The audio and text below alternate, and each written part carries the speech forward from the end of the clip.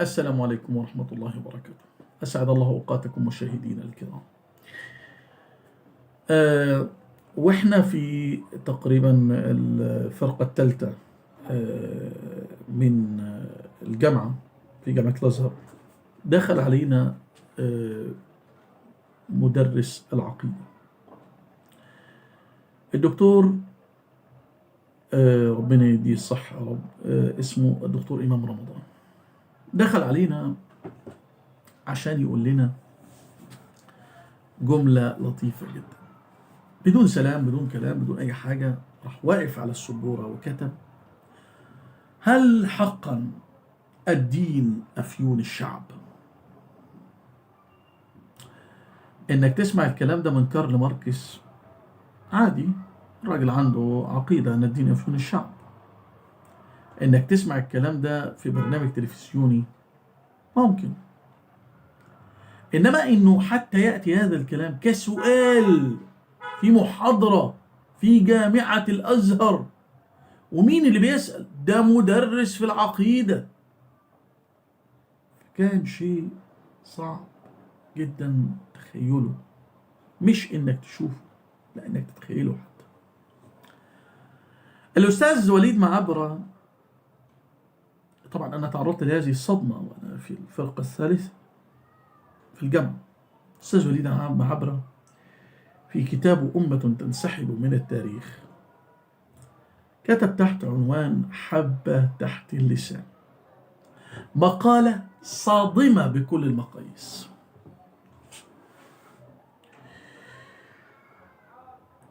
خلونا نشوف ما هي هذه الصدمة وما وقعها علينا كمتلقين، وإيه اللي حصل مع الأستاذ الدكتور إمام رمضان، وإزاي قدر أنه يوجه لنا السؤال ده. فاصل قصير ونعود إليكم. لايك وشير وكومنت وسبسكرايب للقناة وتفعيل جرس التنبيهات، ويلا بينا. أهلا وسهلا بكم أعزائنا المشاهدين ضمن شهر رمضان المبارك الذي يجمعنا بدفئه وبركته فيضفي علينا راحة النفس وسمو الروح. أحببنا أن نضيف لمسات ثقافية أدبية ساخرة من واقعنا الاجتماعي، وقد اخترنا لكم مجموعة من موضوعات الكاتب الساخر وليد معابرة الملقب بقاتل البحر الميت. تلك الموضوعات نشرها الكاتب ضمن صفحات كتابه الموسوم بأمة تنسحب من التاريخ، 30 حلقة في 30 يوما. كل يوم نأتيكم بموضوع جديد وقصة شيقة تنقلكم إلى عالم مضحك مبكٍ في الوقت ذاته. تلك الحلقات يقدمها لحضراتكم الإعلامي مهاب البارودي على قناته KZH ضمن حلقات قاتل البحر الميت. أهلا بحضراتكم. في كتابه أمة تنسحب من التاريخ كتب وليد معابر يقول: حبة تحت اللسان، حافظوا على الطاعات وحضور الجمع والجماعات. نداء يردده بعض الخطباء عند فروغهم من خطبة الجمعة لحث الآخرين على التعلم وتوسيع المدارك وتأصيل المفاهيم، فضلا عن تعميم الثقافات وغرس مبادئها في نفوس الآخرين. كما أنه نداء آخر يردده خطباء آخرون لبيان أنهم على استعداد تام لتزويد الجلساء في الخطب القادمة بمزيد من المواعظ المتكررة والقصص الدينية المحققة وغير المحققة. فالنوع الأخير يمتلك استطاعة مطلقة في قلب المشهد الواقعي إلى مشهد تراجيدي اجتماعي، حال استعانته بابتسامة رقيقة تتبعها جملة سبحان الله سبحان الله سبحان الله، التي يمزجونها بنغمة يعتريها الحزن والعاطفة. سبحان الله، سبحان الله. وبكى رسول الله صلى الله عليه وسلم: حبيبي يا رسول الله، 3 أهلة في شهرين لا يجد في بيته طعاما. سبحان الله. يقول له ربه: لو شئت لجعلت لك أحد ذهبا. يقول صلى الله عليه وسلم: بل أجوع يوما وأشبع يوما، أجوع فأصبر وأشبع فأشكر. سبحان الله، سبحان الله. أنتم أيها المسلمون على مائداتكم ما لذ وطاب، 10 أصناف وربما 15 صنفا: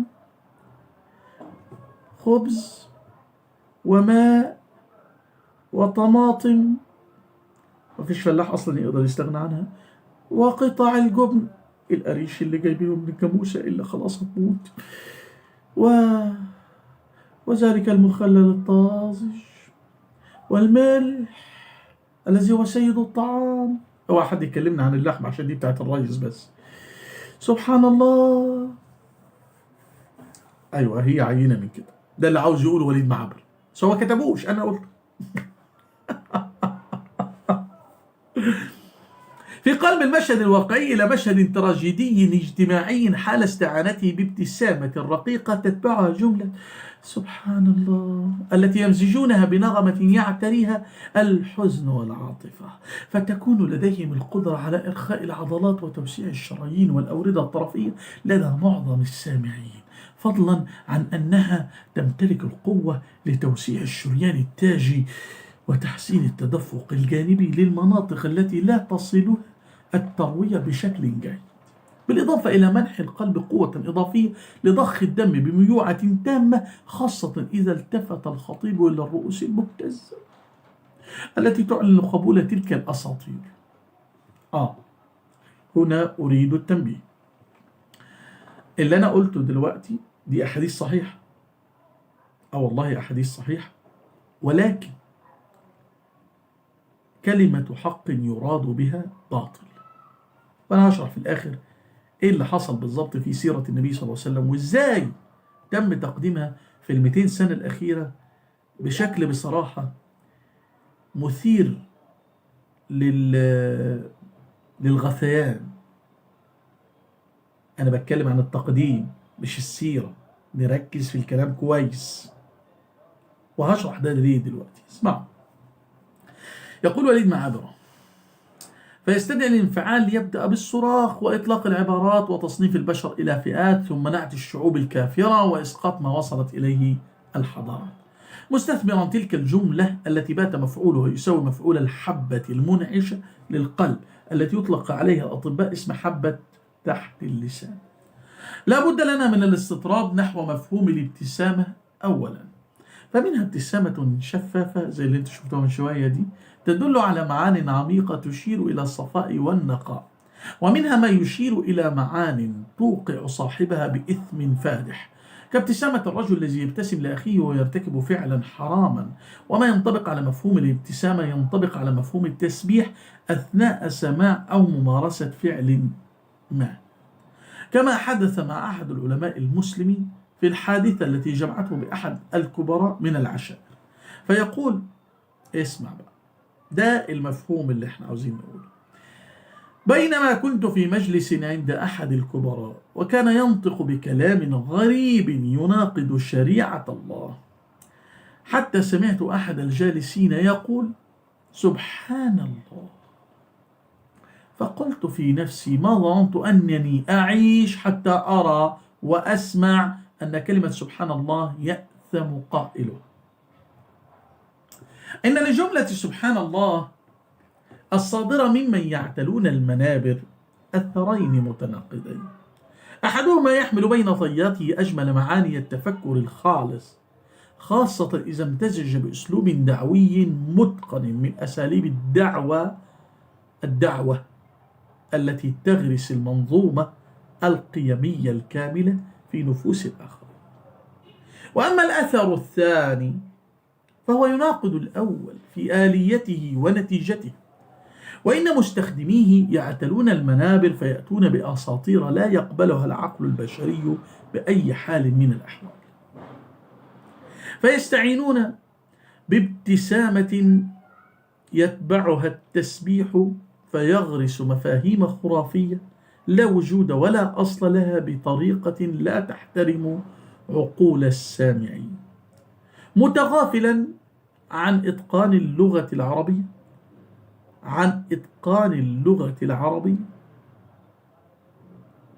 متغافلا عن أن إتقان اللغة العربية شيء وإتقان العقلية العربية شيء آخر.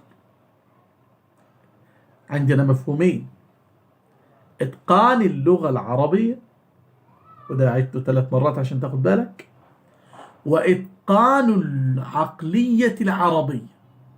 فرق بين الاثنين كبير جدا، فالمفهومان يبتعدان عن بعضهما كبعد المشرق والمغرب.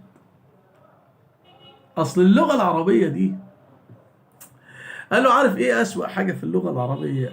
قال له إيه؟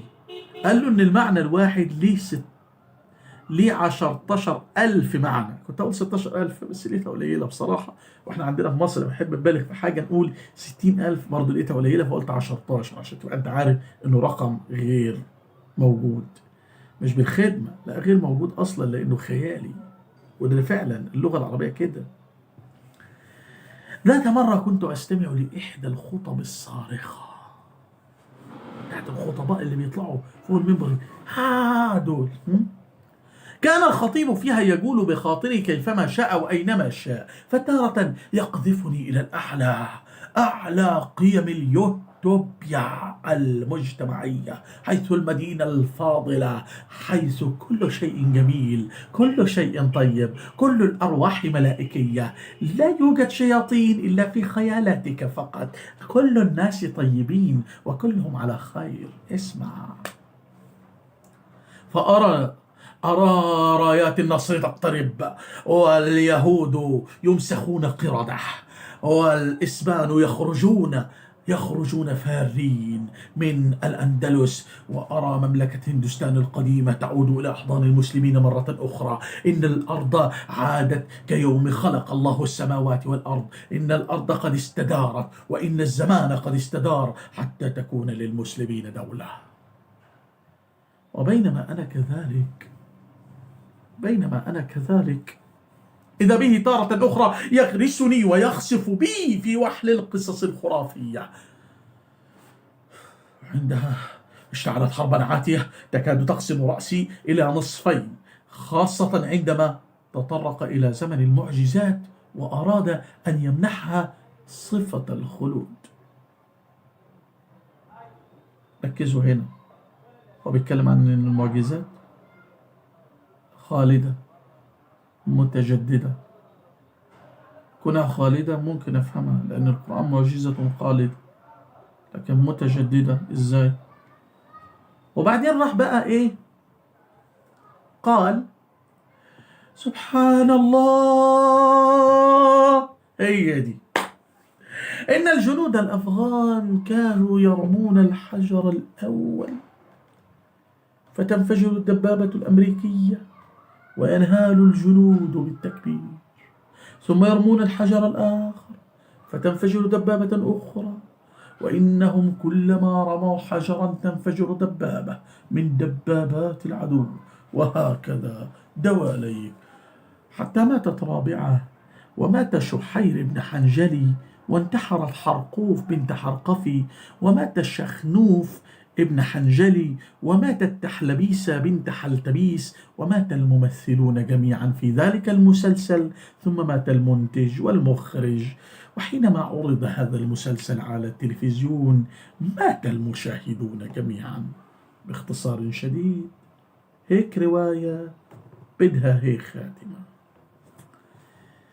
طيب، الأستاذ وليد معابرة كتب هذا الكلام وأنا نقلته بكل أمانة مثل ما كتبه، وإن كنت زدت في بعض الأحيان أشياء فإنما زدتها للإيضاح.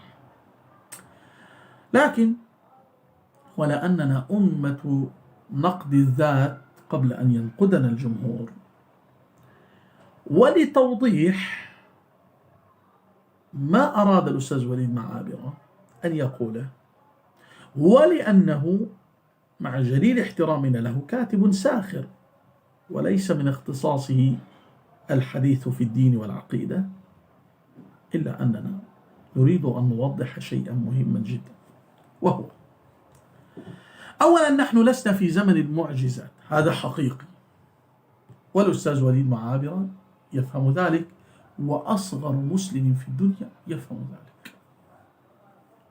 مسألة كرامات الأولياء، لأنه راح يأتي أحد يقول يا جماعة ليش ما تؤمنوا بكرامات الأولياء؟ لا يا حبيبي، نحن نؤمن بكرامات الأولياء.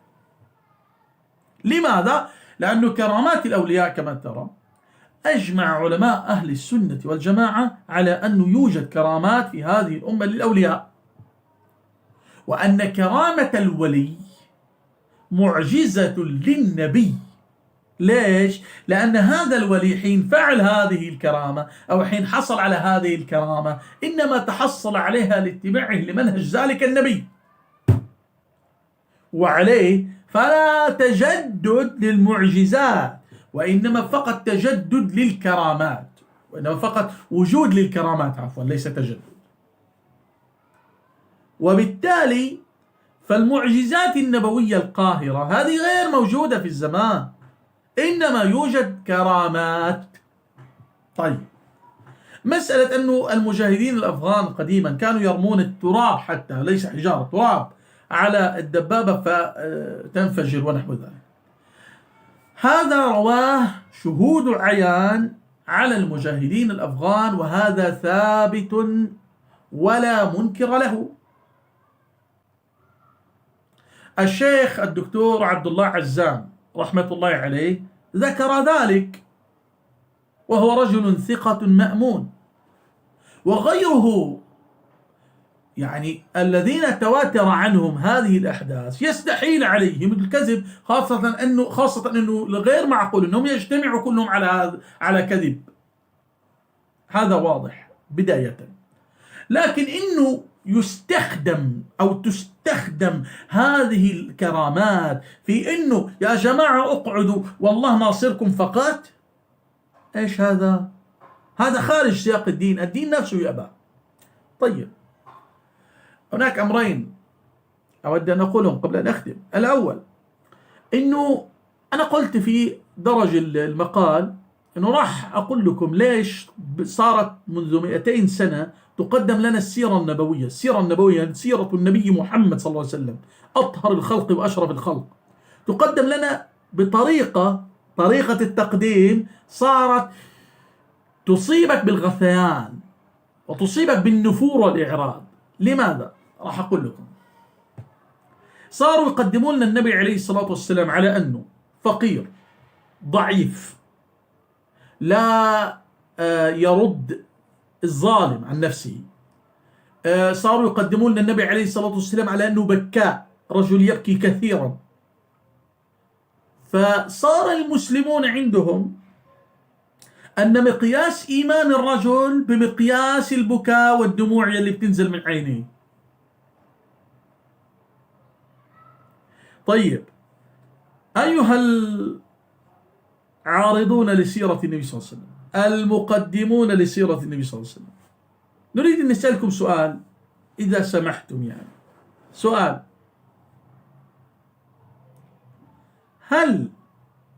هل لكم إنه تقولون ما رأيكم في قول النبي عليه الصلاة والسلام إنما أنا الضحوك القتال؟ إيش رأيكم؟ طيب، صرتم ترددون أن النبي عليه الصلاة والسلام كان فقيرا جوعانا، عاريا ونحو هذا. طيب ممتاز، راح نصدقهم. لكننا نقرأ في السيرة النبوية وفي القرآن الكريم أن النبي صلى الله عليه وسلم له خمس الغنائم. المسلمون كلهم يأخذون 4 أخماس الغنائم، والنبي عليه الصلاة والسلام له خمس الغنائم. وتدرون النبي عليه الصلاة والسلام غزا في حياته 27 غزوة و104 ثرية. 104 سرية تخرج تأتي بالغنائم، و27 غزوة لم يهزم النبي عليه الصلاة والسلام في غزوة واحدة. أحد ليست هزيمة، لأنه نعرف من خلال العلوم الاستراتيجية أن الهزيمة هي أو إيش الحرب أصلا. قبل أن نتكلم عن معنى الهزيمة، إيش الحرب أصلا؟ الحرب هي عبارة عن آلية لفرض رؤية سياسية لدى أحد المتخاصمين. طيب النبي عليه الصلاة والسلام كانت إيش رؤيته اللي عاوز يفرضها على المشركين؟ كان بده يمنعهم عن المدينة، هذه هي القضية. طيب والمشركين إيش بدهم يستأصلوا شأفة المسلمين ويردوا ثأرهم الذي كان في بدر بحسب مزاعمهم يعني.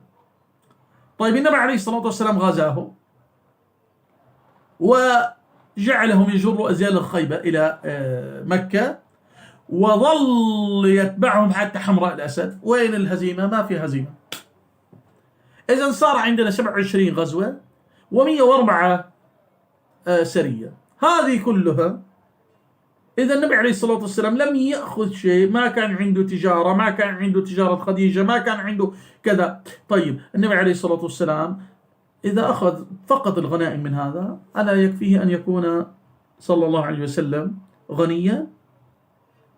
ثم أنه من أسرة غنية أصلا. يعني النبي عليه الصلاة والسلام كان عمه العباس بن عبد المطلب صاحب تجارة كبيرة وصاحب السقاية. فكيف تقولون هذا؟ يقولون أنه النبي عليه الصلاة والسلام كان خافض الجناح وكذا، ثم يصورونه كضعيف. كيف وله عم كان يصطاد الأسود؟ كيف وعبد الله بن مسعود يقول كنا، أو علي بن أبي طالب عفوا، كان يقول كنا إذا حمل وطيس الحرب، نار الحرب قادت، صرنا نتقي برسول الله صلى الله عليه وسلم، وغيرها. يا جماعة بدنا حوار يحترم عقول الناس ويحترم قلوب الناس.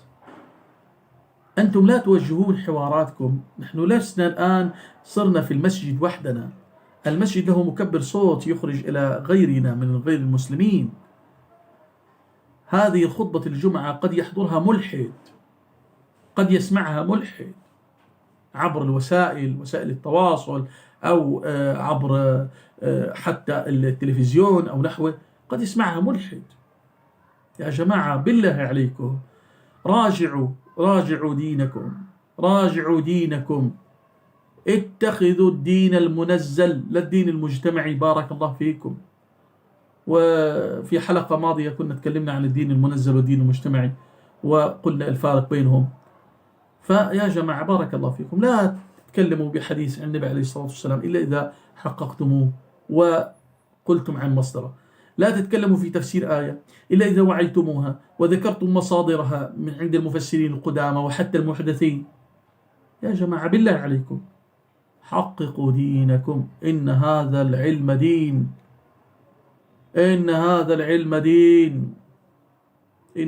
العلم دين، فانظروا عمن تأخذون دينكم. في ختام هذه الحلقة أتقدم بخالص الشكر والتقدير إلى الأستاذ وليد معابرة، وإليكم أعزائي السادة المشاهدين في كل مكان. كونوا على الموعد 9 بتوقيت الأردن، 10 بتوقيت القاهرة. وكان معكم في هذه الحلقة مهاب البارودي، والذي يقدم اعتذاراته عن عدم خروجنا بحلقة أمس لظروف تقنية معينة. جزاكم الله خيرا. لايك وشير وكومنت وسبسكرايب للقناة وتفعيل جرس التنبيهات حتى تصلكم حلقاتنا القادمة. والسلام عليكم ورحمة الله وبركاته.